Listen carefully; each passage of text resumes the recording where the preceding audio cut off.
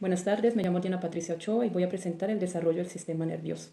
La neurulación comienza con la formación de la placa neural, un engrosamiento del ectodermo, capas germinales del sistema nervioso, superficie inducida por la notocorda. La notocorda es el soporte longitudinal primario del cuerpo, transformación de las células. Esta estructura envía señales al ectodermo, lo engrosa y así se forma la placa neural, células nerviosas o cadena de células. Luego esta placa comienza a invaginarse formando los pliegues neurales. Al mismo tiempo se desarrollan otras estructuras como la cresta neural, el ectodermo de superficie, a medida que los pliegues se acercan y se fusionan, y se forma el surco neural o canal neural, y se diferencia del tubo neural. La cresta neural, lo que luego será la epidermis de la espalda, o sea, toda esta parte, la médula espinal, como la pueden ver en la parte azul, en el centro. Es importante mencionar que el tubo neural, o sea, este que está en el centro, el azul, que va bajando, será clave en la formación del encéfalo, toda la parte del cerebro, el tallo cerebral y la médula espinal. Mientras que la cresta neural da lugar al sistema nervioso, todo lo que vemos aquí en el cuerpo humano. La neurulación se divide en dos fases. La neurulación primaria, todo lo que tiene que ver con arriba, con el encéfalo, como lo acabo de mencionar, y el tallo y la médula espinal, hasta el nivel lubosacro, arriba, y la neurulación secundaria, que se encarga de la parte sacra coxigia, la parte de abajo de la médula espinal, así como de sus nervios que inervan los miembros inferiores. La neurulación secundaria también parece una estructura llamada eminencia caudal, la parte de aquí abajo, que más tarde se retraerá, dando lugar a la formación final de la médula espinal, toda esta parte. En esta parte del cuerpo podemos ver cómo está bien desarrollada y cómo llega hasta abajo y se conecta totalmente con el cerebro.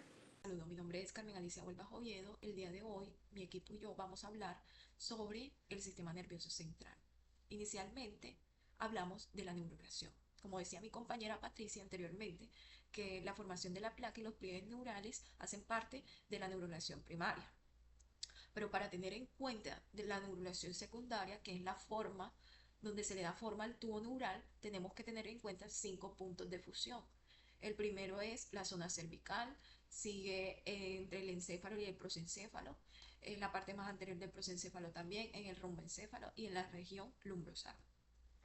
¿Qué pasa? Que cualquier falla en uno de estos puntos o cualquier problema en esta formación de este tubo neural puede traer consecuencias a ese bebé o malformaciones, tales como puede ser una espina bífida. Aquí en esta imagen pueden ver la espina bífida, cómo se ve.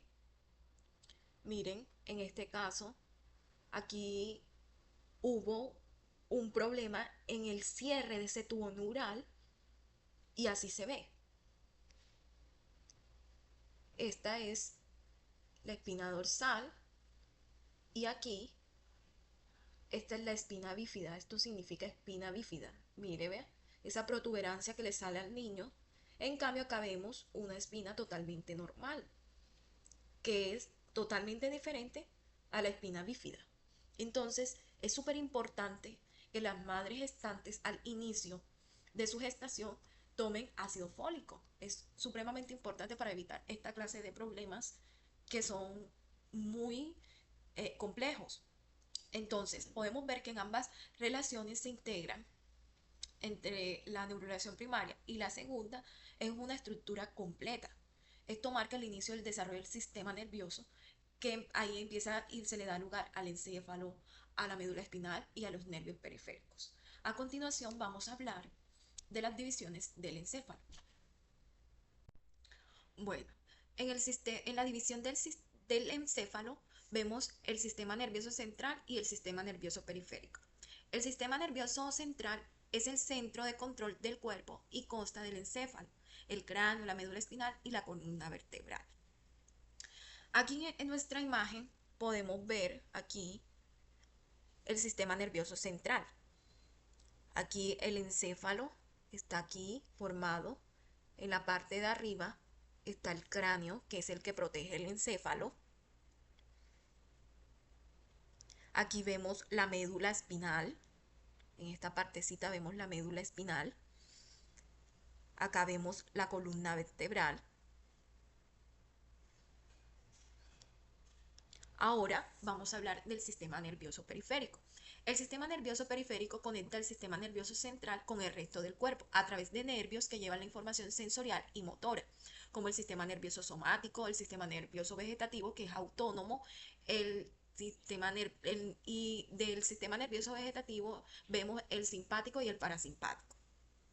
El simpático es el de la lucha, el de la huida, el que está ahí a la expectativa.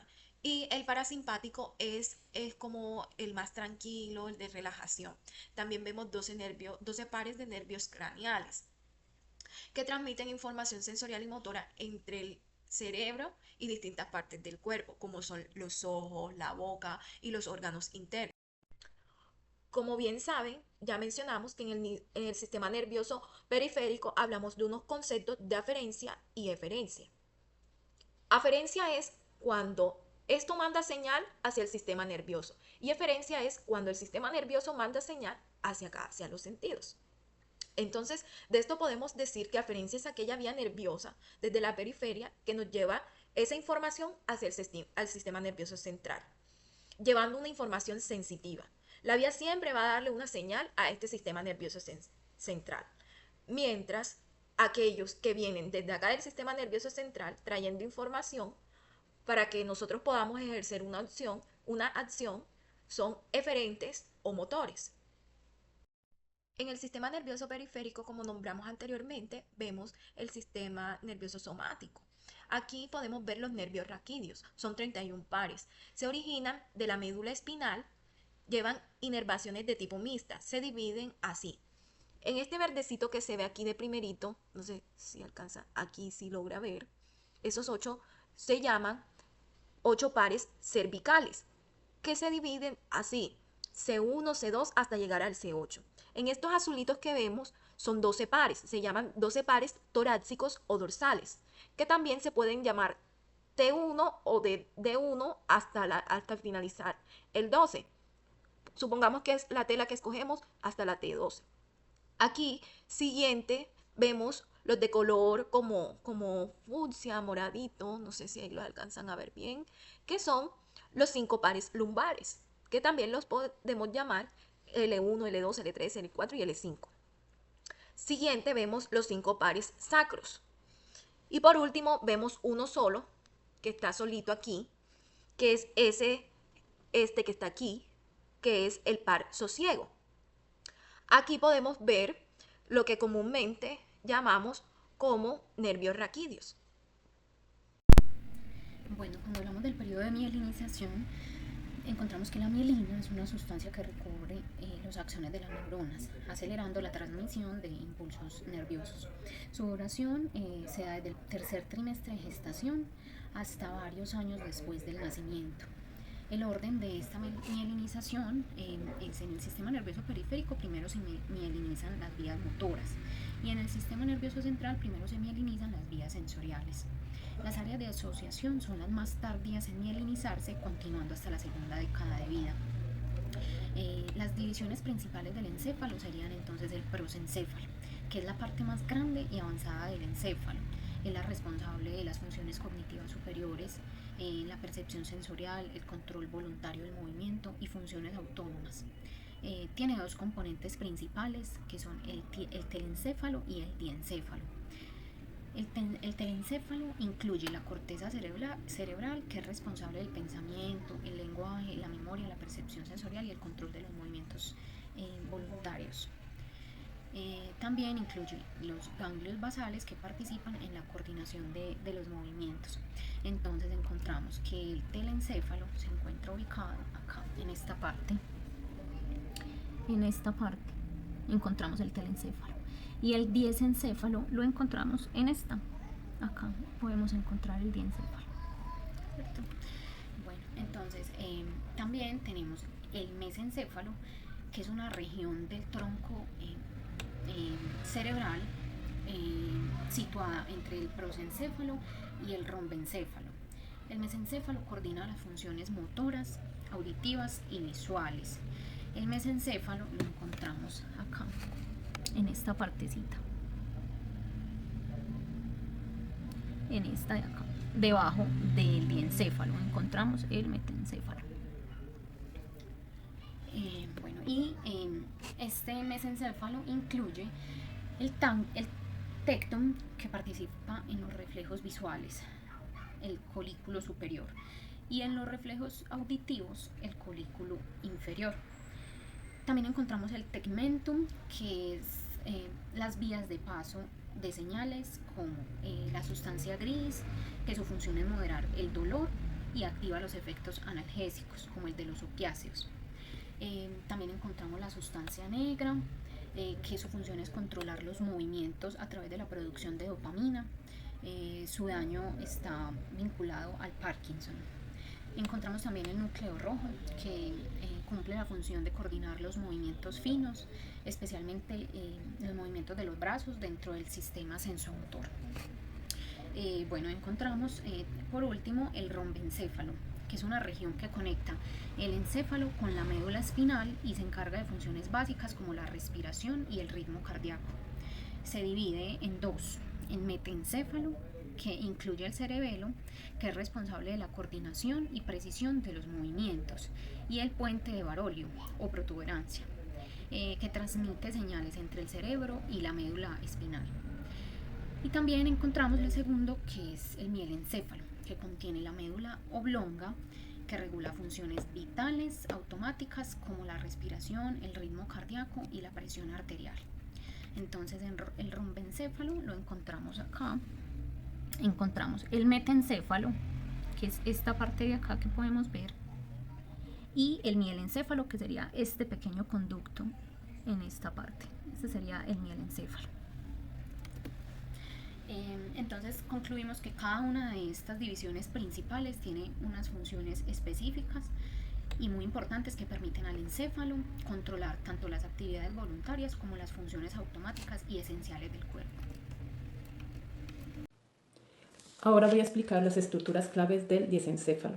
El diencéfalo es una región clave del cerebro que conecta el sistema nervioso y el sistema central con el sistema endocrino y regula diversas funciones corporales esenciales. El tálamo funciona como un centro de relevo para la información sensorial que lleva al cerebro, excepto el olfato. El tálamo, algo muy pequeño aquí, procesa y envía señales a la corteza, que es esta, la corteza central, para su interpretación, incluyendo la percepción de estímulos visuales, auditivos, táctiles y del dolor.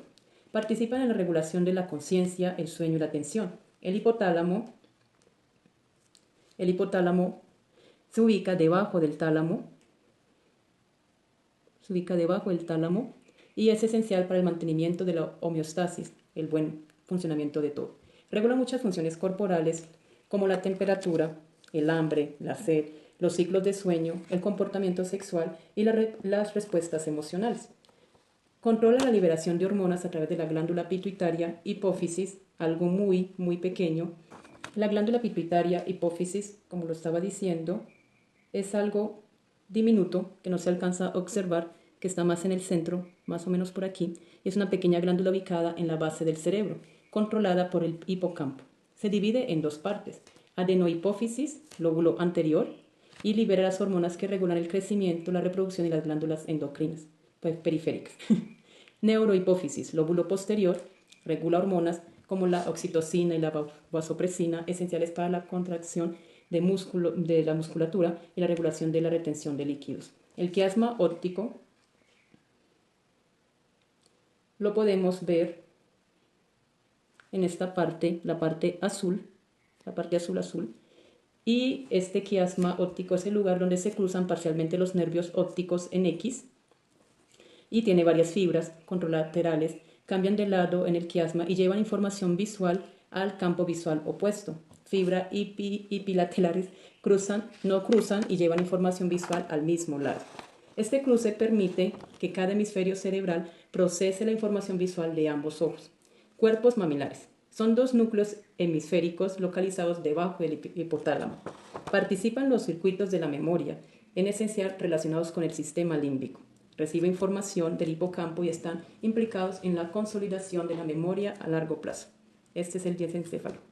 Ahora voy a explicar el telencéfalo, que es una corteza central muy grande que está ubicada, que es toda esta parte gris que vemos aquí en el cerebro y que tiene varias partes: precentral, corteza motora; porcentral, corteza somosensorial; superior temporal, corteza auditiva; y tiene fisuras también: fisura longitudinal, separa los hemisferios cerebrales; fisura central y fisura lateral, dividen cada hemisferio en 4 lóbulos; comisuras también, vías nerviosas que conectan hemisferios cerebrales; cuerpo calloso, comisura más grande. La corteza es algo que protege y cuida, es algo que se ve en el cerebro, en una parte por aquí, que está compuesta por dos grandes cuerpos, dos grandes tamaños: las piramidales y las estrelladas. Unidades sensoriales. Las unidades sensoriales están formadas por lóbulo parietal, temporal y occipital. Está también la fisura de Rolando, que consta de áreas sensoriales primarias y de asociación de cada lóbulo. Áreas sensoriales primarias del corte cerebral humano. En todo esto también está la corteza gustativa, situada en el lóbulo parietal, que son todas las sensaciones gustativas. Corteza auditiva, localizada en el lóbulo temporal, que recibe proyecciones de núcleos geniculados mediales. Corteza visual, situada en el lóbulo occipital, la parte de atrás, que recibe información procedente de ambas retinas a través de los cuerpos geniculados del tálamo. Corteza somestésica, que se encarga del tacto, del dolor, la temperatura, la sensibilidad sinestésica. Y la corteza vestibular, localizada en la área parietal y temporal del cerebro. Recibe información sobre el equilibrio y la sinestesia sobre la sinestesia, y es una estrecha relación con el sistema auditivo y el cerebelo, nuestro viejo cerebro, el primero. La corteza occipito-parietotemporal combina a integrar información sensorial, visual y auditiva. Facilita el desarrollo de los procesos perceptivos. En esta imagen podemos ver cómo está el cerebro y cómo están las cortezas, los lóbulos que acabo de mencionar. Y bueno, en esta oportunidad vamos a hablar entonces del telencéfalo, que compone una corteza límbica, la cual tiene unos procesos mnémicos, motivacionales y emocionales. Está situada en las caras internas de ambos hemisferios, en torno al cuerpo calloso. Tiene también una corteza prefrontal, y es allí donde se produce la intencionalidad, supervisión y control del comportamiento, lo que globalmente se define como funciones ejecutivas. Memorias de trabajo, que permite retener y manipular distintas partes de la información. La flexibilidad cognitiva, que permite mantener o cambiar la atención en respuesta a diferentes demandas. La inhibición, que permite establecer prioridades y resistir acciones o respuestas impulsivas. Bueno, la unidad motora o movimientos voluntarios, donde se originan las fibras que finalizan en el tronco cerebral y en la médula espinal. La corteza premotora, que es la programación de las actividades motoras, facilita la ejecución de los movimientos, y la corteza cerebral externa, que está constituida por 4 lóbulos, que es el lóbulo temporal, el parietal, el occipital y el frontal. Entonces, el lóbulo occipital es el polo posterior del cerebro, que está ubicado en esta parte, lo vamos a ver mejor, y es el encargado de todo el procesamiento de la información visual. Y aunque está en esta parte trasera, nos permite procesar todo lo que ingresa de forma visual. Las áreas visuales primarias identifican los parámetros sensoriales correspondientes a color, brillo y movimiento de las imágenes visuales recibidas en la retina. Entonces, bueno, en esta imagen vamos a poder encontrar el lóbulo occipital, que sería, este es toda la corteza, y lo encontraríamos aquí, que está en la parte posterior o trasera. Ahí lo podemos apreciar. Bueno, entonces continuamos con el lóbulo parietal. Su esquema corporal es la representación simbólica del cuerpo. Tiene una memoria sensorial a corto plazo, es el encargado de toda la orientación espacial. Este lóbulo parietal está situado en esta parte que ya les voy a ubicar mucho mejor. Como lo podemos ver en esta imagen, se encuentra acá, situado en esta parte que está señalada de verde. Ese es el lóbulo parietal. Seguimos con el lóbulo temporal, que alberga la corteza primaria de la audición del cerebro. Es responsable del manejo del lenguaje auditivo y los sistemas de comprensión del habla. También es de vital importancia en las tareas visuales complejas, como el reconocimiento de rostros, de la memoria, el lenguaje comprensivo, la regulación emocional o corteza de asociación límbica. Este lóbulo temporal lo encontramos en esta parte que ya les voy a mostrar. Está ubicado en esta parte donde puse un oído, porque se encarga sobre todo pues como de todos los procesos auditivos. Entonces allí podemos encontrar el lóbulo temporal. Y por último encontramos el lóbulo frontal, que está ubicado en esta parte, como lo podemos ver en esta imagen. Encontramos el lóbulo frontal, que está situado en el polo anterior del cerebro, siendo el de mayor extensión y el de mayor importancia funcional en toda la especie humana. Constituye la tercera parte total del cerebro, es el responsable de procesos cognitivos complejos y coordina y dirige las otras estructuras neurales del cerebro. Vamos a hablar del sistema límbico. El sistema límbico es una red de estructura en el cerebro que controla nuestras emociones, comportamientos y memoria. Es clave para procesar reacciones como el miedo, la alegría y la tristeza. También regula respuestas automáticas ante situaciones emocionales.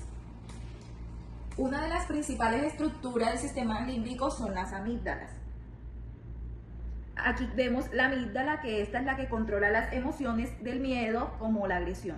También vemos por acá el hipocampo, está aquí. Este es el hipocampo que nos ayuda a regular la memoria y el aprendizaje. También vemos el hipotálamo, que está por aquí. Este es el hipotálamo. Esto que vemos aquí es el hipotálamo, que regula las funciones básicas como el hambre, el sed y la temperatura. También vemos el tálamo, que transmite información sensorial hacia el cerebro. También ahora vamos a ver unas estructuras básicas como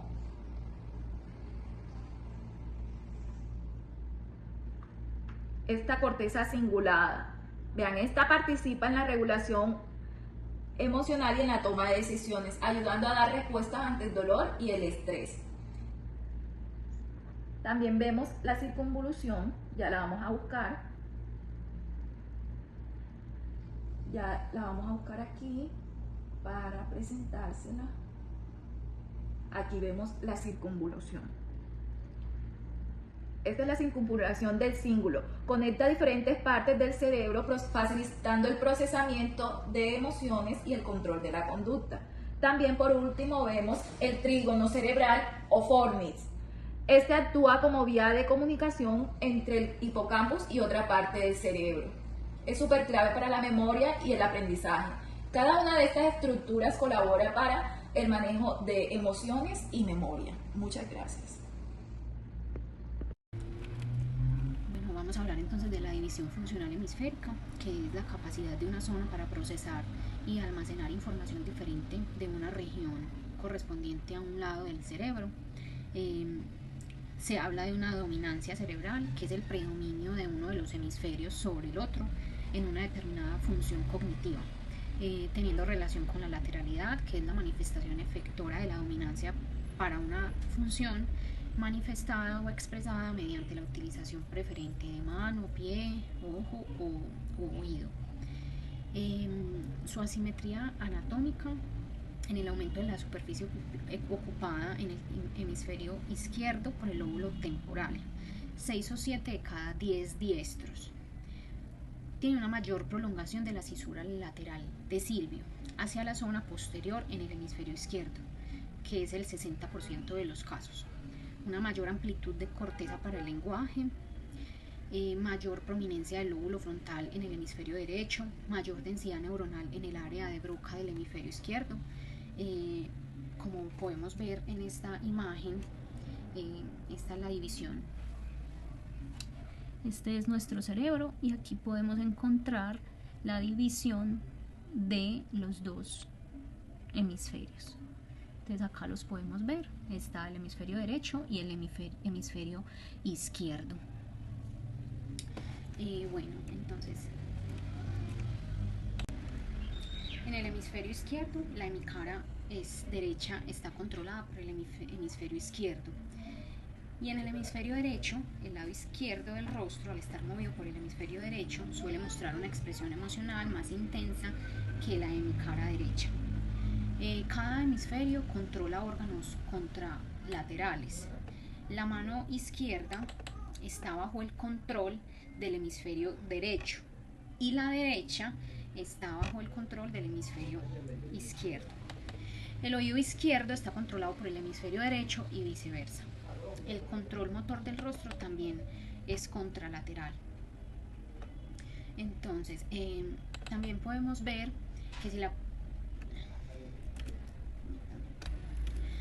y conocer que el hemisferio izquierdo es todo lo racional, lo cognitivo, el procesamiento lineal y secuencial, el procesamiento semántico, verbal, el análisis lógico, el análisis racional, una lógica matemática, un razonamiento, un mensaje denotativo. Eso todo lo podemos ubicar o darle el valor al hemisferio izquierdo.